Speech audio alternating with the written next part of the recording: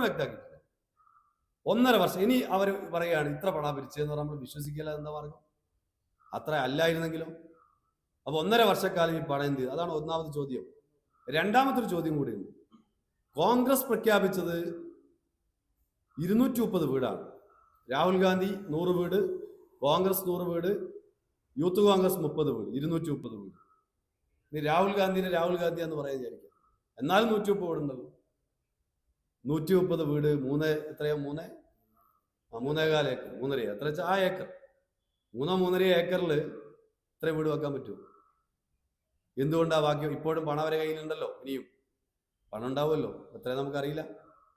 ഇത് യഥാർത്ഥത്തിൽ ജനങ്ങളിടയിൽ നിന്ന് വന്നപ്പോൾ, വലിയ പ്രതിഷേധം വന്നപ്പോൾ പഞ്ചായത്ത് തെരഞ്ഞെടുപ്പ് മുമ്പിൽ എന്ത് പറഞ്ഞു? ഡിസംബർ 28-ാം തീയതി തറക്കല്ലിടുന്നു, വിട്ടില്ല. ജനുവരി 10-ന് തറക്കല്ലിടുന്നു പറഞ്ഞു, വിട്ടില്ല.